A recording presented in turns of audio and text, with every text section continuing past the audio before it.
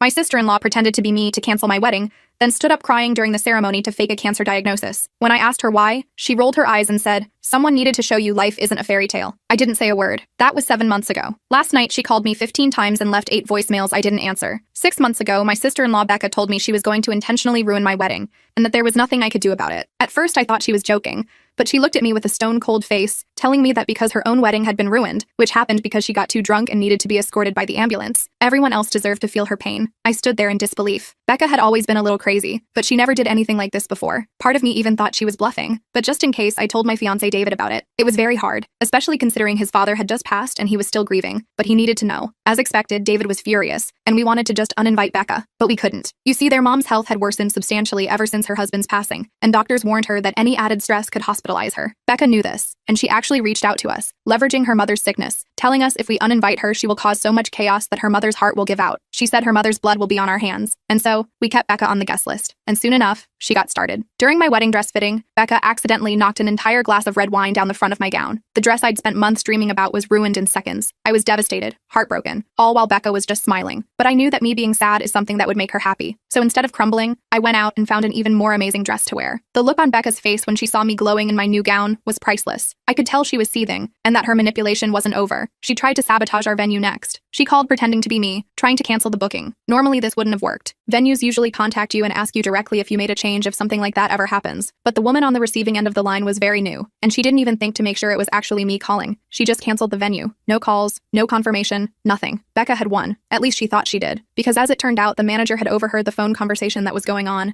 and he noticed the lack of confirmation. He called me immediately to confirm I had made the change, and we were both horrified when I said no. Luckily, he was extremely nice about it, undoing the canceling, and as an apology, he even offered us some very nice upgrades completely for free. As you can imagine, everything that was happening was incredibly stressful, and the fact Becca just wouldn't quit made it even worse. For my bachelorette party, Becca showed up smiling, with David's ex-girlfriend walking right beside her. My stomach sank. David was shocked, and when he went out to the back with his ex-girlfriend, I got this sinking feeling in my stomach. Becca just kept smiling this creepy smile at me the whole time, until David and his ex came out. They looked furious, and were both walking straight towards Becca. They took her outside, and David came back alone a few minutes later. As it turned out, Becca had manipulated David's ex into believing that he was cheating on me, and she brought her here so she could talk to me and convince me to dump David. It was crazy. Every part of me was screaming to invite this be. But family dynamics are complicated. David's mom's health was really bad. We just couldn't risk it. Alas, our wedding day arrived, and despite everything Becca had tried, it felt perfect. The sun was shining, David's mom had a genuine smile on her face, and I almost forgot all about Rebecca. But then me and David stood at the altar, and the minister spoke those dreaded words, asking if anyone objected. Of course, Becca stood up. My heart dropped, and I grabbed David's hand so hard my knuckles turned white. But it was strange. Instead of looking angry, Becca had tears streaming down her face. The whole room froze, waiting for her to say something. But what she said next knocked the wind out of all of us. "I'm sorry," she choked out between sobs. "I just found out I have terminal cancer, and I couldn't keep it inside on this day. I'm so sorry." The entire room went silent, and David's mom collapsed onto the floor, clutching her chest. I immediately ran to David's mom while everyone else seemed frozen in shock. The wedding planner, Morgan, was already on the phone with 911, her voice shaking as she explained the emergency. David knelt beside his mother, holding her hand and begging her to stay with us. I could see the panic in his eyes as he looked from his collapsed mother to Becca, who was still sobbing in the corner. The white roses in the centerpieces seemed to mock the chaos unfolding in what should have been the happiest day of our lives. The ambulance arrived within minutes, sirens wailing outside the elegant venue we had spent months selecting. The paramedics rushed in with their equipment, quickly assessed David's mom, and loaded her onto a stretcher. They said she was having a heart attack and needed immediate medical attention. David went with them in the ambulance, his face pale with worry, his new wedding band catching the light as he squeezed his mother's hand. I promised to meet him at the hospital after dealing with our guests, my wedding dress swishing around my ankles as I tried to maintain composure. Our wedding coordinator Jessica took charge, calmly explaining to everyone that we needed to postpone the reception due to a family emergency. Most guests were understanding, though confused and concerned. Several of my college friends offered to help clean up, while David's aunts gathered the wedding gifts to store safely. I noticed Becca had disappeared during the commotion, which struck me as odd given her supposed bombshell announcement about having terminal cancer that had triggered this whole nightmare. At the hospital, I found David in the waiting room, his head in his hands, his tuxedo jacket discarded on the chair beside him. The doctors had taken his mom, Eleanor, into emergency surgery. We sat there for hours, barely speaking, just holding hands and waiting for news. The antiseptic smell and harsh fluorescent lighting created a surreal backdrop to what should have been our wedding night. Around midnight, the doctor finally came out to tell us Eleanor had survived the surgery. She would need time to recover, but she was stable. David broke down in tears of relief, and I held him close, his body shaking against mine. The next morning, while Eleanor was resting in her hospital room surrounded by beeping machines and IV drips, David's cousin Taylor came to visit. She pulled us aside with a strange look on her face, her eyebrows knitted with concern. "I need to tell you something about Becca," she said quietly, glancing around to ensure no nurses were within earshot. Taylor explained that after leaving the wedding, Becca had gone to a bar where she ran into Taylor's husband William. After a few drinks, Becca started laughing about how she had totally ruined that perfect wedding. When William asked about her cancer, she just winked and said, "What cancer?" She then ordered another round of shots, seemingly celebrating her performance. I felt my blood run cold, my hands clenching into fists in the pockets of the jeans I'd changed into. David's face hardened as Taylor continued. Apparently, Becca had admitted to William that she made up the cancer story to cause drama. She thought it was funny how everyone had reacted, especially Eleanor dropping like a stone. She'd even mimicked Eleanor's collapse, laughing as she did so. David was furious. I had never seen him so angry, his normally gentle eyes blazing with rage. We decided not to tell Eleanor yet. She needed to focus on healing, but we knew we had to confront Becca, who had been David's friend since high school and my bridesmaid. We found her at her apartment the next day. The place was cluttered with takeout containers and unwashed clothes, a stark contrast to the put-together image she always presented. When we confronted her with what we knew, she didn't even try to deny it. Instead, she laughed in our faces, her mascara slightly smudged under her eyes. "You two think you're so perfect with your perfect love story," she sneered, crossing her arms defensively. "Someone needed to show you that life isn't a fairy tale." She went on to explain how her own marriage had fallen apart 3 years ago. Her husband had cheated on her with his coworker, then left Becca for this woman. Since then, she couldn't stand seeing happy couples,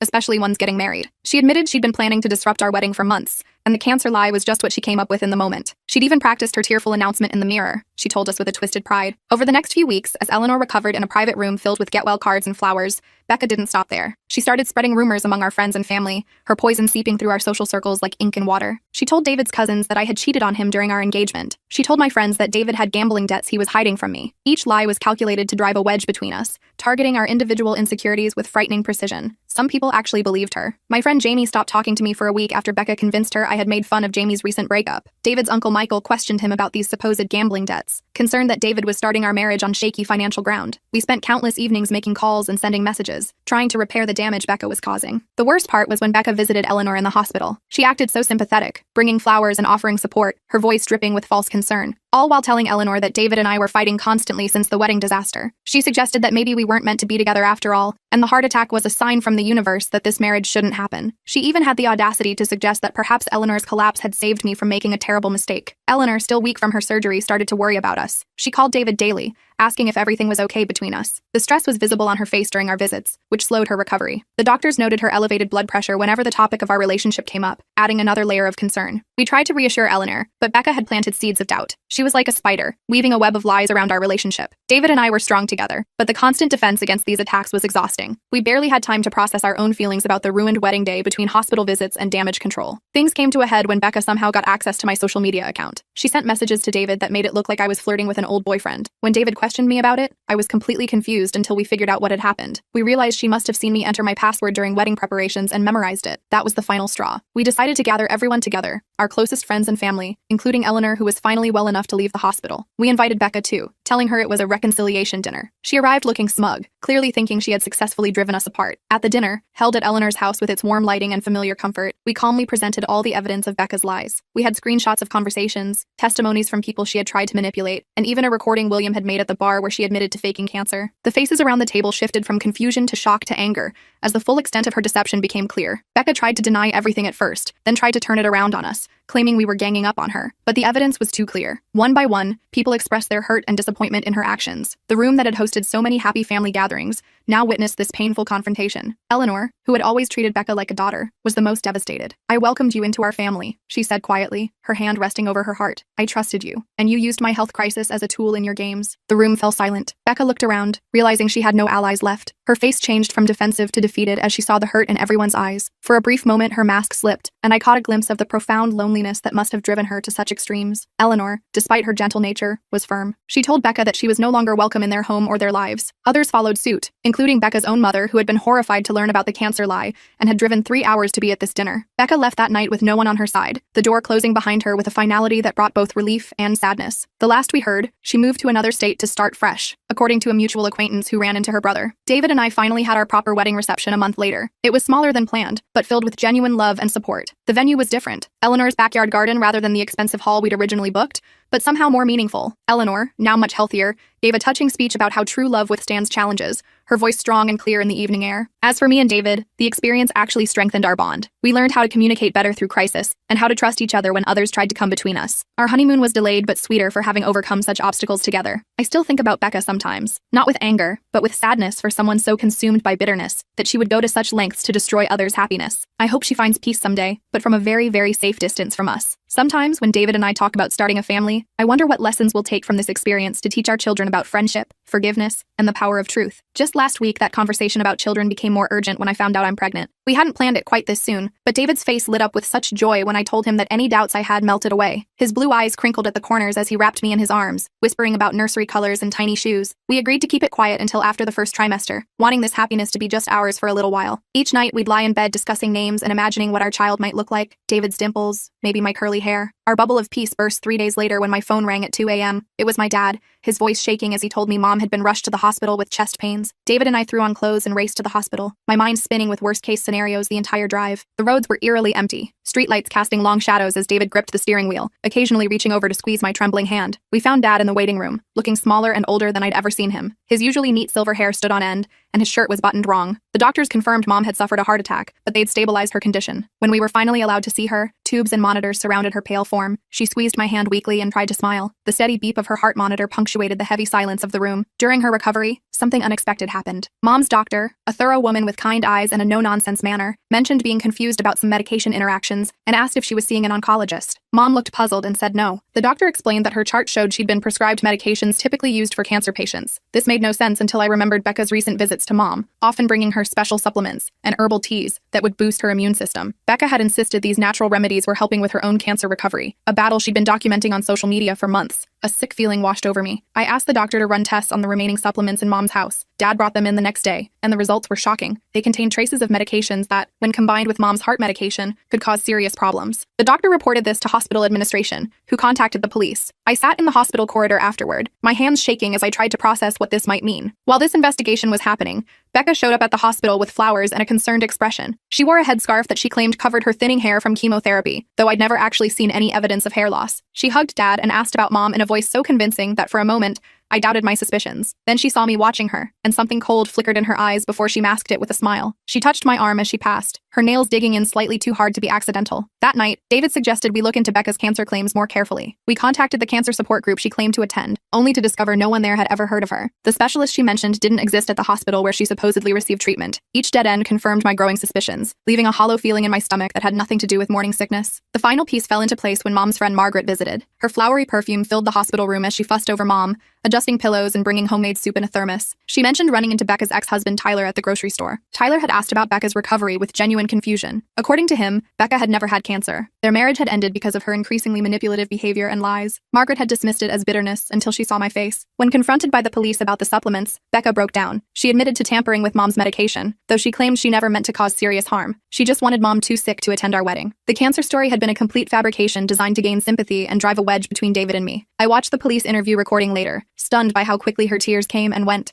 how calculated each sob seemed. The truth about her motives emerged during her court-ordered therapy sessions. Her marriage to Tyler had ended badly, leaving her bitter and resentful of anyone else's happiness, especially mine. She couldn't stand seeing me build the life she felt she deserved. Each time she saw David and me together, it reminded her of her failures. The therapist's notes, shared as part of the legal proceedings, revealed a pattern of jealousy that had been building for years. Mom's recovery was slow but steady. The doctor said she was lucky the heart attack hadn't been more severe. As she regained her strength, she also gained clarity about Becca's behavior over the years. She recalled how Becca had subtly undermined our relationship from the beginning, making small comments about David that planted seeds of doubt. Remember when she suggested David looked like her ex? Mom said one afternoon, and how she always mentioned how busy his job kept him, as if warning me you'd be neglected. The hardest part for Mom was accepting that her own daughter had deliberately put her health at risk. When Becca was released on bail pending her trial, Mom refused to see her. This decision clearly pained her, but she remained firm. I would sometimes find her looking at Becca's childhood photos, tears silently tracking down her cheeks. Dad supported Mom completely, his usual easygoing nature hardened by what Becca had done. He removed all photos of Becca from their living room, placing them in a box in the attic. Some family members tried to make excuses for Becca, suggesting she needed help rather than punishment. Eleanor, our aunt who had always favored Becca, initially defended her, but when she saw Mom's medical records and the police report, even she couldn't deny the truth. One by one, those who had believed Becca's lies distanced themselves from her. Family gatherings became smaller but somehow more genuine. David and I focused on moving forward. The pregnancy progressed well, though the stress of everything sometimes left me worried about the baby. David became even more protective, screening my calls and making sure I rested enough. He installed a security system in our home, something we'd never felt necessary before. His parents were wonderfully supportive, bringing meals and helping with household chores when morning sickness hit me hard. His mother taught me to knit, and we spent peaceful evenings creating tiny hats and booties. Becca made one last attempt to destroy our happiness happiness. She created fake social media accounts to spread rumors about David being unfaithful. For a few days, the whispers reached some of our friends, causing uncomfortable questions. But David's reputation for honesty and our solid relationship meant most people dismissed the rumors immediately. Those who initially believed the gossip apologized when the accounts were traced back to Becca. The final confrontation came at Becca's sentencing hearing. She received probation and mandatory psychiatric treatment rather than jail time. As she left the courtroom, she stopped in front of me. For a moment, I thought she might apologize. Instead, she whispered that someday I would understand what it felt like to lose everything I loved. Her breath smelled of mint, and her eyes were clear and cold. I didn't respond with anger. I simply told her I hoped she would find peace and walked away, David's hand firmly in mine. That was the last time I saw her. She moved to another state shortly after, cutting contact with everyone in the family. Sometimes I wonder if she's found a new life, new people to manipulate, or if she's finally getting the help she needs. Mom's health improved steadily over the following months. The experience changed her in unexpected ways. She became more discerning about relationships and more appreciative of honest ones. She and I grew closer than we'd been in years, especially as my pregnancy advanced and she shared her wisdom about motherhood. We spent weekends preparing freezer meals for after the baby's arrival, her teaching me family recipes I'd never bothered to learn before. Today marks 6 months since Mom's heart attack. We're gathering at my parents' house to celebrate both her recovery and to reveal whether we're having a boy or a girl. The nursery is half painted, waiting for today's news. David keeps suggesting names that make me laugh, and Mom has already knitted 3 tiny blankets. The sealed envelope from our last ultrasound sits on our mantle, tempting us daily. Life isn't perfect. I still have moments of anxiety, wondering if Becca might reappear someday. But those moments grow fewer as time passes. What remains stronger is the knowledge that our family, the one we chose and the one we're creating, survived the worst kind of betrayal and emerged more tightly bonded than before. As I feel the baby kick inside me, I'm reminded that even after the darkest storms, new life and hope always find a way to break through. I feel a flutter of excitement at the movement. David notices my smile and places his hand on my belly, his palm warm against the stretched fabric of my shirt. We share a moment of quiet joy before my phone rings, the cheerful melody cutting through our peaceful moment. It's Mom. Her voice sounds strange, strained, nothing like her usual energetic self. Eleanor? What's wrong? I ask, instantly alert, my maternal instinct already sensing trouble. David watches my face change, concern clouding his gentle brown eyes. I grab my keys from the counter and tell him we need to go now. Mom is having chest pains. She called 911 but wanted us to know. My fingers tremble as I gather my purse, mind racing with worst-case scenarios. We race to the hospital, my heart pounding against my ribs. The baby kicks again as if sensing my distress, a small reminder of life amid my fear. David drives with focused intensity, his knuckles white on the steering wheel. The 20-minute drive feels endless, each red light an eternity. In the emergency room waiting area, the antiseptic smell makes my stomach turn. We pace the worn linoleum floor for what feels like hours before a doctor finally approaches us. Mom had a heart attack, but she's stable. The relief makes my knees weak, and David steadies me with a strong arm around my shoulders. When we're allowed to see her, she looks small in the hospital bed,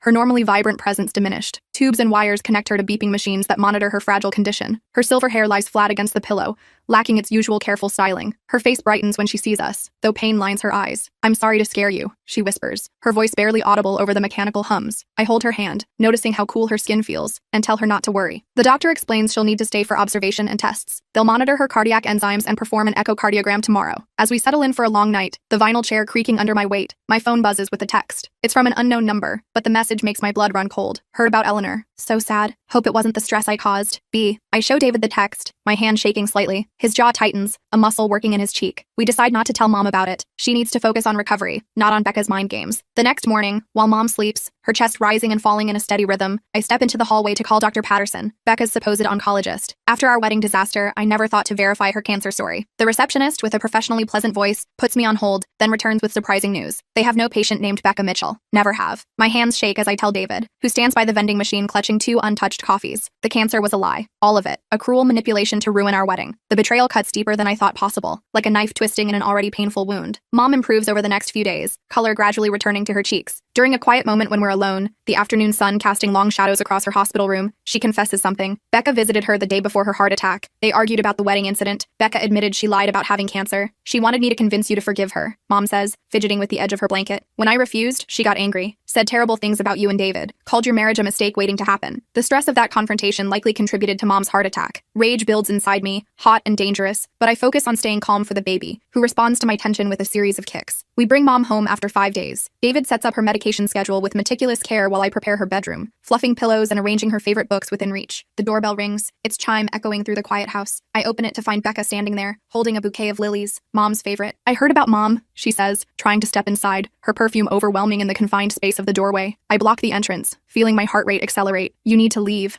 Her face hardens, the familiar stubborn set of her jaw that I've seen since childhood. "You can't keep me from seeing our mother." David appears behind me, a solid, reassuring presence. "She doesn't want to see you, Becca. Not after what you did." Becca's mask slips, revealing the ugly truth beneath her composed exterior. "Your perfect little family won't last," she hisses, spittle forming at the corners of her mouth. He'll leave you just like Richard left me. So that's it. Her failed marriage to Richard drives her vendetta against us. I close the door in her face, the sound of it shutting giving me momentary satisfaction, but her words linger like a bad smell. Over the next weeks, Becca escalates her campaign. She sends emails to our friends with twisted versions of events, painting herself as the victim. She contacts David's workplace with false accusations of embezzlement that require him to have uncomfortable conversations with his boss. She even posts on neighborhood social media claiming we're mistreating Mom, forcing us to explain the situation to concerned neighbors who bring casseroles and suspicious glances. Mom is devastated by Becca's behavior, often crying quietly when she thinks we can't hear. She finally blocks Becca's number after receiving dozens of manipulative messages that alternate between guilt-tripping and outright threats. I enabled her for too long, she admits one evening as we sit together on the porch swing. Ever since your father died, I've made excuses for her behavior. At my 7-month checkup, the doctor notices my blood pressure is high. She warns me about stress during pregnancy, explaining the potential complications with clinical detachment that only increases my anxiety. David and I decide to take legal action, filing for a restraining order against Becca. The paperwork feels heavy in my hands, weighted with the finality of what we're doing. The court date arrives on a rainy Tuesday. Becca shows up in a conservative navy dress, her hair pulled back, with a practiced victim expression. She claims she's being persecuted for a simple misunderstanding about her health. The judge, a stern woman with reading glasses perched on her nose, isn't fooled. Medical records confirm she never had cancer treatments. The restraining order is granted, the gavels sound marking a small victory. Outside the courthouse, raindrops beating on our umbrellas, Becca approaches Mom, who came to support us despite her still fragile health. How can you choose them over your own daughter? She demands, her voice carrying across the wet pavement. Mom stands taller than I've seen in years,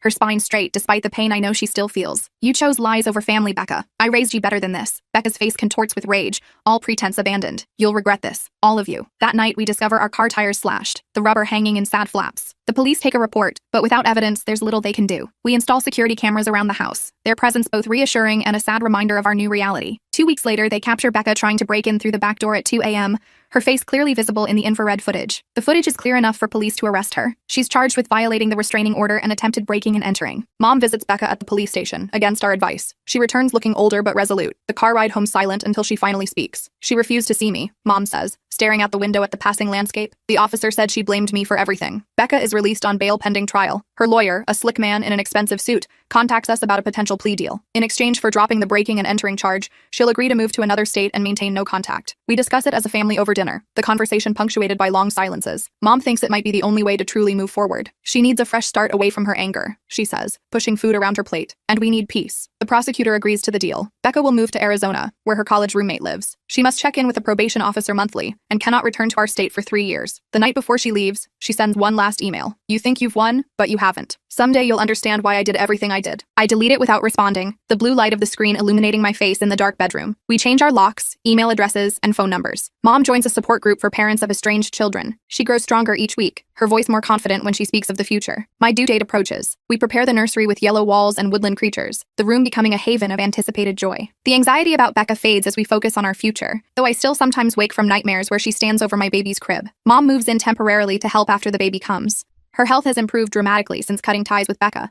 I didn't realize how much energy her drama consumed, she tells me as we fold tiny onesies together. On a warm spring evening, my water breaks, soaking through my pajama pants with startling suddenness. David drives us to the hospital while Mom follows in her car. The labor is long but uncomplicated, 18 hours of work rewarded at the end. Our daughter arrives at dawn, perfect and loud, her cries announcing her presence to the world. We name her Hope, not because we're naive about life's challenges, but because we've learned that hope persists even through the darkest times. As I hold her tiny form against my chest, her weight so slight yet so significant, I realize something. Becca tried to destroy us because she couldn't stand our happiness after her own life fell apart. But in trying to break us, she made us stronger, forging bonds that can withstand any storm. Mom takes a picture of the 3 of us, David, Hope, and me. This is going on the mantle, she says, right next to that hideous vase. We laugh, the sound light and healing, and for the first time in months, I feel completely free of Becca's shadow. Whatever comes next, we'll face it together. Mom's phone rings, cutting through our moment of peace. She answers it, her smile fading as she listens. Her face turns pale, and she clutches at her chest, the phone slipping from her fingers. Mom? I rush to her side as she collapses into a chair,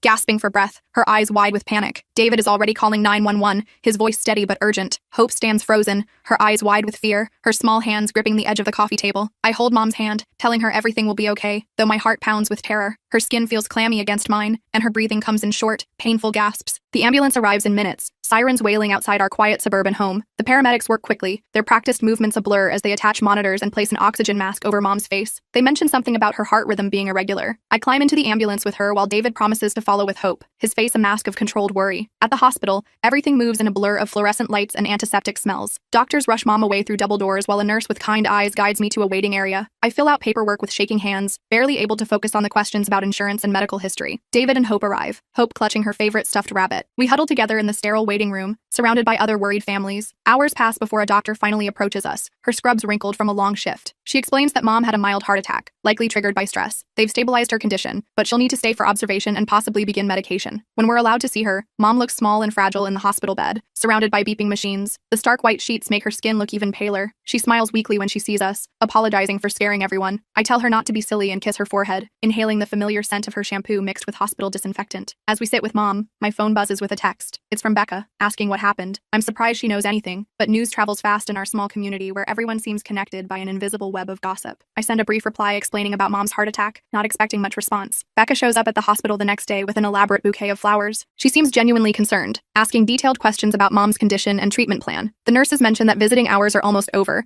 and Becca offers to drive me home since David took Hope back earlier to get her to bed on time. In the car, Becca seems different, softer, more like the friend I once knew before our recent tensions. The streetlights cast alternating shadows across her face as she drives. She confesses that her recent behavior has been due to some personal struggles. I listen cautiously, watching her knuckles whiten on the steering wheel, not ready to forgive but willing to hear her out. When we arrive at my house, Becca hugs me awkwardly before leaving, her perfume lingering in the air. Something about the interaction feels off, like a performance not quite mastered, but I'm too exhausted to analyze it. Over the next week, Mom recovers steadily. The doctors say her prognosis is good, but she needs to reduce stress and make lifestyle changes, diet modifications, regular exercise, and better sleep habits. Becca visits the hospital regularly, bringing magazines and snacks. She's always helpful, offering to run errands or sit with Mom so I can rest, winning Mom over with her attentiveness. Then one afternoon, I arrive at the hospital to find Mom upset, her lunch tray untouched beside her. A nurse explains that there was a misunderstanding about medication. Apparently, someone claiming to be family had questioned Mom's treatment plan, causing confusion among the nursing staff. When I ask for details, the description matches Becca perfectly. The distinctive red glasses, the silver bracelet she always wears. I confront Becca the next day when she arrives with a gift basket filled with expensive teas and chocolates. She denies interfering with Mom's care, her eyes wide with practiced innocence, suggesting the nurse must have confused her with someone else. Her explanation seems reasonable, but doubt lingers like a shadow I can't quite shake. A few days later, Mom is released from the hospital. David and I help settle her at home, arranging her medications in a weekly pill organizer, and setting up a comfortable recovery space in the living room where she can watch her favorite shows. Becca stops by frequently, always when David isn't around, bringing homemade soups and fresh flowers. One evening, I overhear Becca talking to Mom from the hallway. She's mentioning something about her cancer treatments being difficult, her voice trembling with emotion. I freeze in the hallway, listening as she describes symptoms and procedures in vivid detail. The nausea after chemotherapy, the bone-deep fatigue, the fear of recurrence. Mom offers sympathy and support, clearly believing every word. I call Dr. Martinez the next day, the oncologist Becca claimed was treating her. The receptionist has no record of a patient named Becca Wilson. I tried 2 other cancer centers in the area with the same result. My suspicion growing with each call. My suspicions growing. I search Becca's name online and find recent photos of her at a beach resort in Cancun, looking healthy and carefree during the time she claimed to be undergoing intensive chemotherapy. Her skin is tanned, her smile bright as she poses with a colorful cocktail. The timestamp confirms it was when she had canceled being my maid of honor, claiming she was too sick to stand through the ceremony. I show the evidence to David, who looks stunned, running his hand through his hair as he studies the photos. We decide to confront Becca together, inviting her over when Mom is resting upstairs. When Becca arrives, her fake concern vanishes as soon as we present what we've discovered. Her expression hardens, the mask of compassion slipping away completely. She doesn't even try to deny it. Instead, she laughs coldly,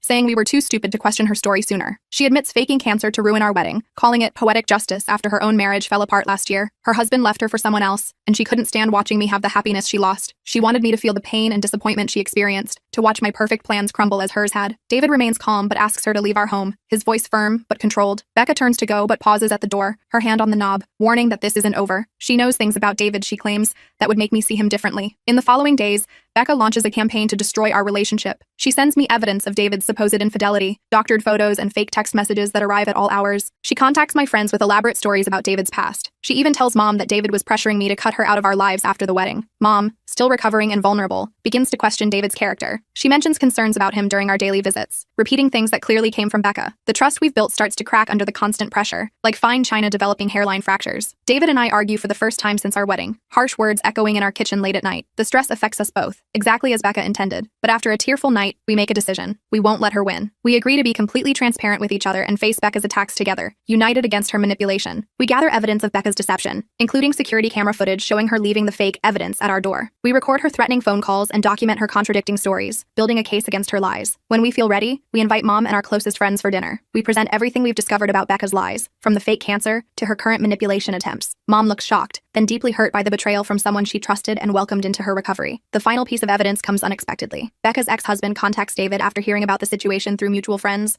He confirms that their marriage ended because of Becca's controlling behavior and constant lies, not because he left her for someone else as she had claimed. Mom's recovery takes on new strength as her anger at Becca's deception replaces her worry about David. She apologizes to him for doubting his character and embraces him as the son she always wanted, tears glistening in her eyes. Together, we decide to cut Becca out of our lives completely. Mom blocks her number, and we alert friends and family to her manipulative behavior. When Becca realizes her plan has failed, she makes one last desperate attempt to cause drama at a family gathering, but no one gives her the reaction she wants. As weeks pass, life settles into a new normal. Mom's health improves steadily with proper medication and reduced stress. Hope asks fewer questions about Aunt Becca, as new experiences fill her days. David and I find our relationship stronger for having weathered the storm together. One evening, as we sit on the porch watching Hope play in the yard, Mom joins us with tea, her steps steadier than they've been in months. She's looking better than she has in a long time, color returned to her cheeks. You know, she says, wrapping her cardigan around her shoulders as the evening breeze picks up, sometimes it takes nearly losing something to realize how precious it is. I nod, watching my daughter chase fireflies in the twilight, their tiny lights blinking like stars brought down to earth. The future stretches before us, uncertain but full of possibility. Mom's hand suddenly tightens around her teacup. I turn to look at her, and the color that had just returned to her cheeks drains away. Her eyes widen,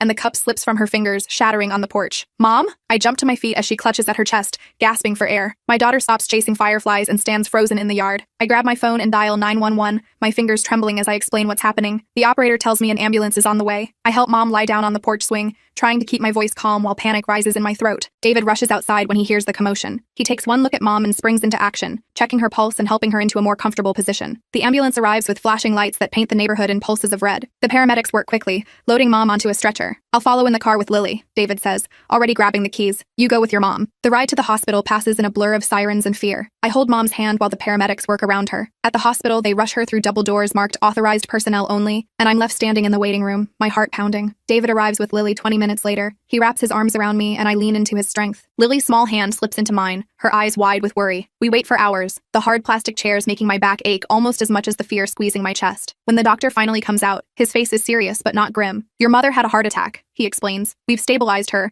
but she'll need to stay for observation and possibly surgery depending on the test results. Relief washes over me. She's alive. The doctor leads us to her room, where she lies pale against white sheets, tubes and wires connecting her to beeping machines. She manages a weak smile when she sees us. David takes Lily to the cafeteria while I sit with Mom. As I hold her hand, my phone buzzes with a text from Becca saying she's on her way. I feel a flicker of gratitude that she's coming, despite our recent tensions. When Becca arrives, she's not alone. Her oncologist, Dr. Chen, is with her. This strikes me as odd, but I'm too worried about Mom to question it. How is she? Becca asks, her voice tight. Stable, I reply. They're running tests. Dr. Chen clears his throat awkwardly. I need to speak with both of you, privately. We step into the hallway, and what Dr. Chen reveals turns my world upside down. Becca never had cancer. She had been lying about her diagnosis, treatments, and appointments. Dr. Chen discovered the deception when the hospital's billing department flagged inconsistencies in her records. I stare at my sister, unable to process what I'm hearing. Why would you lie about something like that? Becca's face hardens. You had everything. The perfect fiancé, the perfect daughter, the perfect life. I wanted you to know what it feels like to have everything fall apart. The truth crashes down on me. The wedding postponement, Mom moving in with her, the constant drama and demands. It was all a calculated plan to disrupt my life. Dr. Chen excuses himself, clearly uncomfortable. I confront Becca, my voice shaking. You lied about having cancer to ruin my wedding? You're precious, David, she spits. So attentive, so caring. Not like Mark, who left me for his secretary after 15 years of marriage. The pieces click into place. Becca's divorce last year had been messier than she let on. Her husband hadn't just grown apart from her. He'd had an affair and left her. So you tried to destroy my happiness because yours was gone? I ask, my voice barely above a whisper. I wanted you to see that fairy tales don't exist, she says. That men like David don't stay. I was doing you a favor. David appears at the end of the hallway, Lily's hand in his. He approaches slowly, his expression concerned. Everything okay? He asks. Before I can answer,